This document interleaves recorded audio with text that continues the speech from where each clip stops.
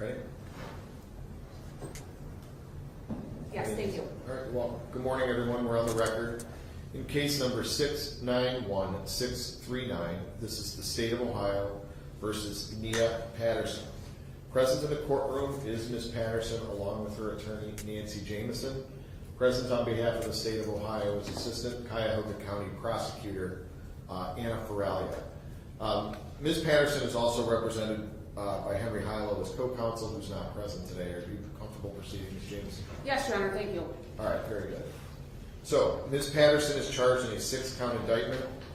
Count 1 is aggravated murder, violation of Ohio Revised Code 2903.01A, along with 1 and 3-year firearm specifications. Aggravated murder carries a possible maximum sentence of life without the possibility of parole. It also carries possible sentences of life with the possibility of parole after 30 years, life with the possibility of parole after 25 years, and life with the possibility of parole after 20 years. The 1 and 3-year firearm specifications must be served prior to and consecutive with the underlying felony sentence. Counts 2 and 3 are each murder. Those are also unclassified felonies, and those are in violation of Revised Code 2903.02A and B respectively. Murder carries a mandatory sentence of 15 years to life in prison. Each of those counts have 1 and 3-year firearm specifications, again, which must be served prior to and consecutive with any time on the underlying offense. Counts 4 and 5 are each felonious assault, felonies of the 2nd degree, in violation of Revised Code Section 2903.11 A1, and I think count 5 is A2, but it's not listed in the indictment. Yes. So, regardless, each of those felonies of the 2nd degree are subject to the Reagan-Tokes statute, which means the sentencing is an indefinite term of 1/2 of the sentence imposed. So a minimum sentence being 2 to 3 years in prison, and a maximum sentence being 8 to 12 years in prison. Again, each of those has a 1 and 3-year firearm specification, which must be served prior to and consecutive with the underlying felonies. Count 6 is tampering with evidence. That's a low-tier 3rd-degree felony in violation of Ohio Revised Code 2921.12A1. That carries a neutral presumption. There's no presumption in favor of community control, no presumption in favor of prison, but does carry a possible prison sentence of 9, 12, 18, 24, 30, or 36 months in prison. I should note for the record, count 6 carries the possibility of a $10,000 fine. Counts 4 and 5 carry the possibility of fines of up to $15,000. Now, Ms. Feralia, it's my understanding that the defendant here has a possibility of resolving her case today with a change of plea. If that's the case, if you could please state so for the record. Thank you, Your Honor. We have had full discussions and discovery has been provided to defense counsel. All the evidence that the state intended on producing in this trial was transferred over to the defense. It is my understanding that at this time, this defendant is prepared to withdraw her not guilty plea and enter a plea of guilt to count 2 as indicted, murder in violation of Ohio Revised Code 2903.02A, along with a 3-year firearm specification in violation of Ohio Revised Code 2941.145A. That would be a total of 18 years to life, or life with the eligibility of parole after serving 18 full years. In addition, there's a fine of up to $20,000 at this court's discretion. Other than what has been spread on the record, there have been no promises, threats, and inducements made to this defendant to withdraw her not guilty plea and enter a plea of guilt as outlined. There is a factual basis for the same, Your Honor. This plea agreement has been approved by my supervisor, John Costco. The family has been made aware of this plea, and if in fact she pleads guilty, the state is going to respectfully request that you nully count 1, count 3, count 4, count 5, and count 6 of this indictment. Thank you, Your Honor. All right, very good. Thank you, Ms. Feralia.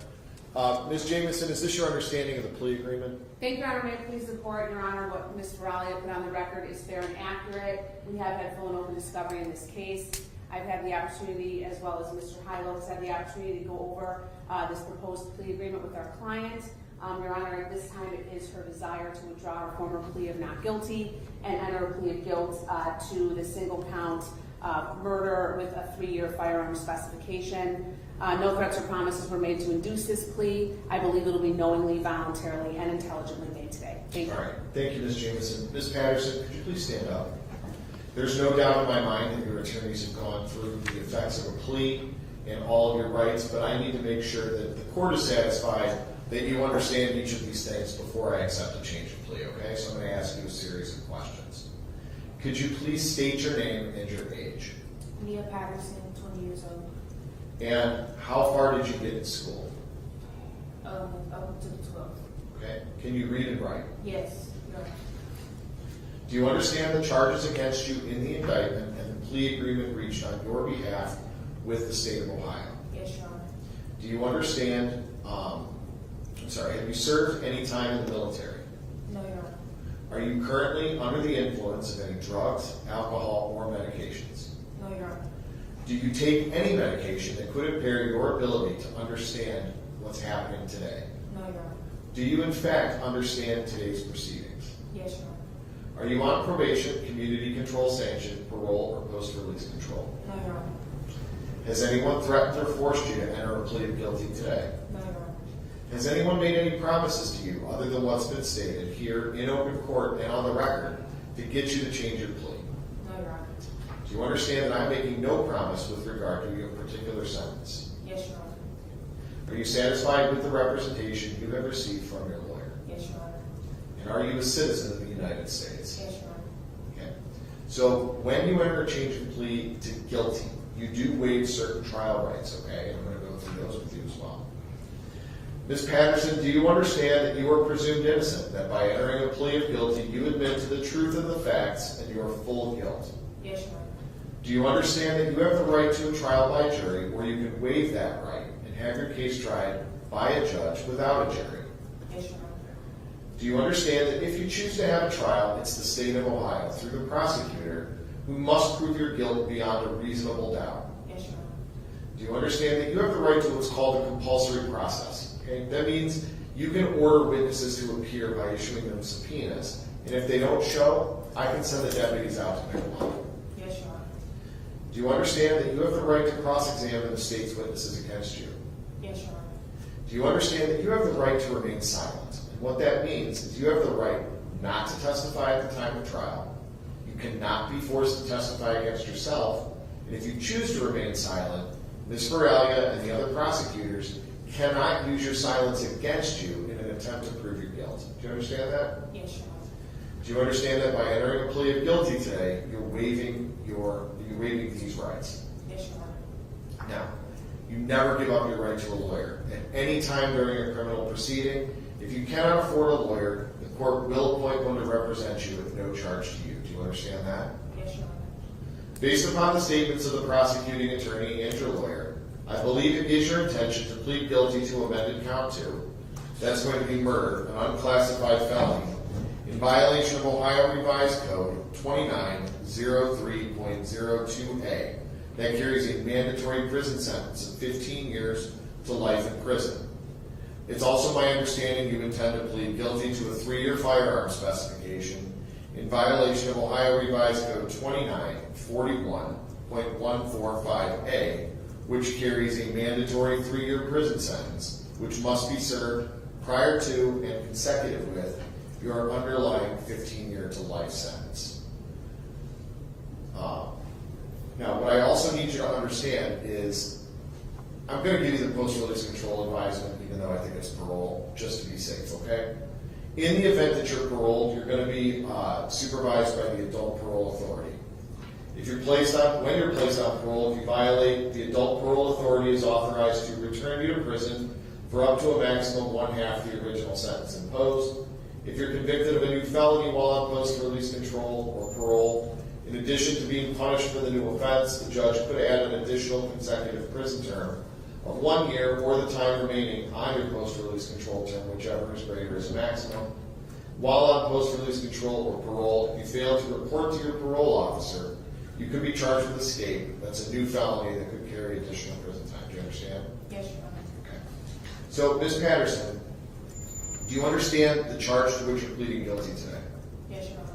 Do you understand the possible penalties, Yes, Your Honor. which are, in frank, they're mandatory penalties? Do you understand that? Yes, Your Honor. And do you have any other questions about your rights, these charges, or anything else we're doing today? No, Your Honor. Okay.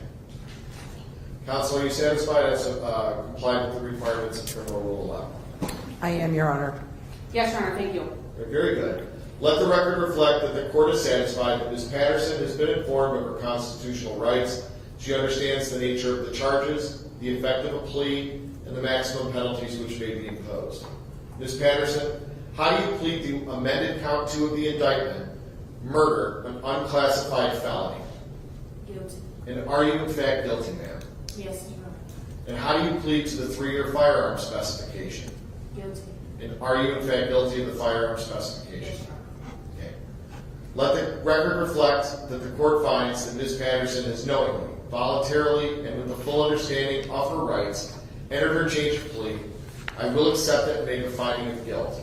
On the recommendation of the prosecutor's office, the court will nolly the 1-year firearm specification in count 2, and I will nolly counts 1, 3, 4, 5, and 6 in their entirety. In order to comply with Marcy's law, because this is a mandatory sentence, I'm not going to order a PSI. However, we do need to advise the victim's family of the date and time of sentencing. So at this time, the court's going to continue the matter for sentencing on June the 5th at 8:30 a.m. Thank you, Your Honor. Thank you, Your Honor. Anything else for the record before we conclude? No, Your Honor. Now Thank we you. have the defense. Thank you all. Thank you. We're off the record.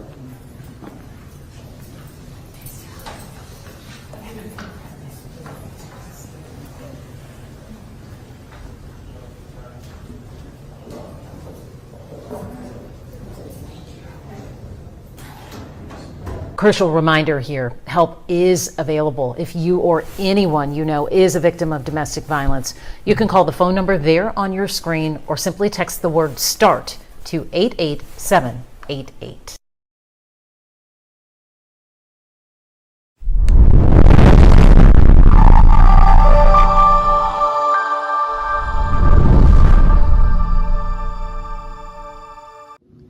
Thanks for watching. We